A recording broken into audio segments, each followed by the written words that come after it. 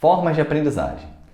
Quanto mais fácil a gente tiver esse conhecimento de como a gente interage com o mundo, tanto da aprendizagem como do recebimento da informação, é mais fácil para a gente fazer o nosso plano de ação e poder escolher os melhores caminhos que a gente precisa seguir para ter o resultado que a gente espera. Mas como funciona isso? Vou explicar. Vamos começar logo da forma bem básica.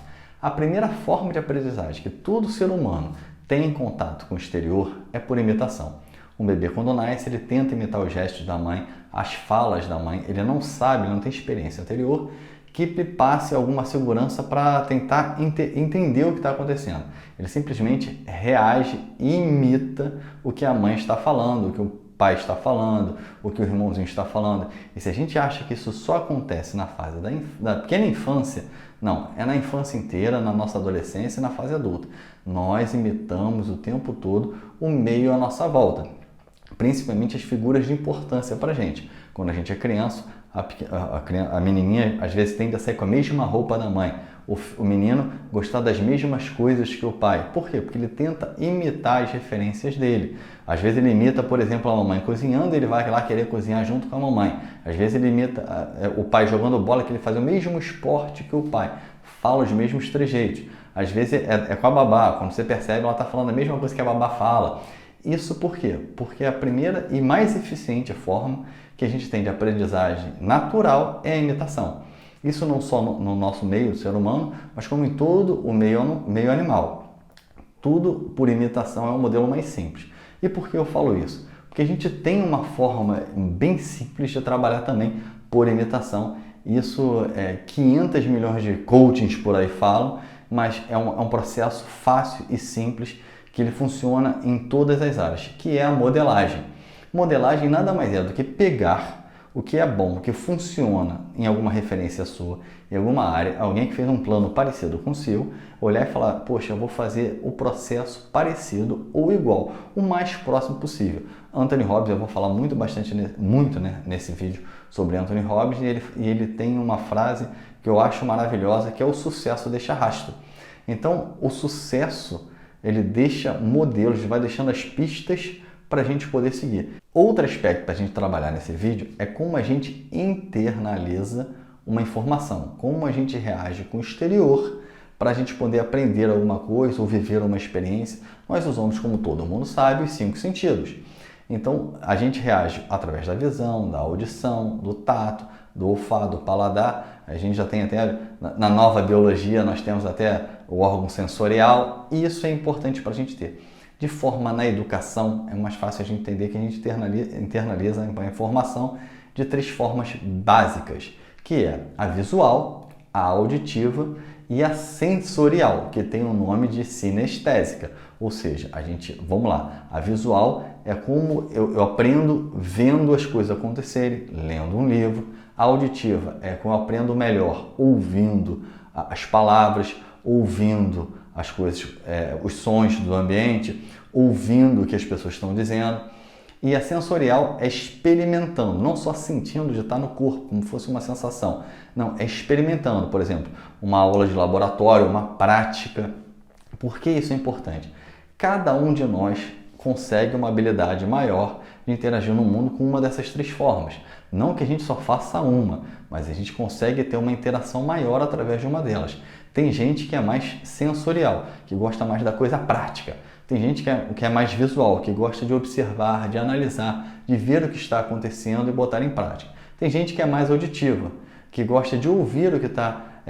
não é ouvir o que está acontecendo, é pegar a experiência dos outros, ouvir as histórias dos mais antigos, ouvir as lições para poder aprender as coisas. E não há problema nenhum em cada um ter essas formas.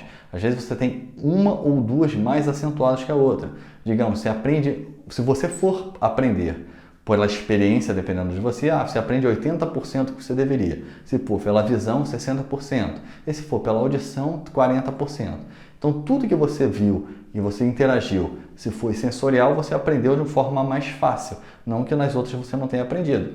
Geralmente, na escola, quando a gente trabalha isso, a gente aprende no quadro negro, com o professor, é visual e auditivo. Quando a gente vai evoluindo, que a gente chega para a parte de laboratório. Mas nem todas as aulas a gente consegue explorar essas questões laboratoriais.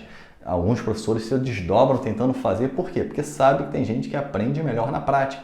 A gente consegue ver isso que às vezes uma pessoa que não vai bem no primeiro e segundo grau, não vai bem durante uma fase escolar, mas de repente entra numa faculdade e quando entra na parte do estágio, ela deslancha, vira o cara mais safo que tem na empresa, é o cara que resolve, rapidamente é promovido. Por quê? Porque a questão dele era a prática, ele aprendia melhor na prática, ele vivencia melhor na prática e até então ele não tinha criado as experiências práticas necessárias para ele se desenvolver.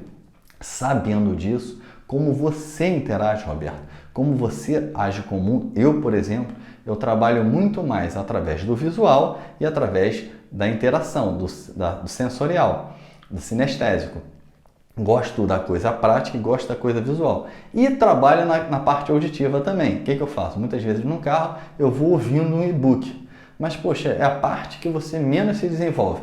Mas eu vou me acostumando e vou treinando a aprender dessa forma. Mas como um bom sensorial, eu vou ouvindo às vezes no som do carro um e-book. O que eu faço? Quando para um capítulo, eu simplesmente paro de ouvir o som e tento criar na minha mente uma experiência sobre aquilo, para fixar o conteúdo. Eu tento usar hoje o que é melhor para mim, para poder desenvolver ainda mais minha capacidade de aprendizagem.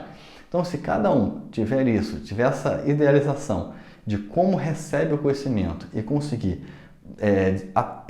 dar prioridade ao estudo por essa parte, fica mais fácil no plano de ação, quando você precisar desenvolver uma área, saber como você pode receber essa interação.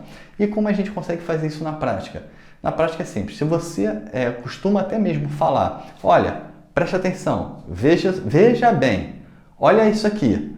Tá vendo o que eu estou te explicando? Tá vendo o que eu estou falando? Eu falo isso direto. Tá vendo o que eu estou falando? Você é uma pessoa mais com tendência visual. Mas se você é uma pessoa que está, às vezes, conversando e fala assim, você ouviu o que eu disse? Ouviu bem? Prestou atenção no que eu disse, nas minhas palavras? Você começa a ver que você é uma pessoa mais auditiva.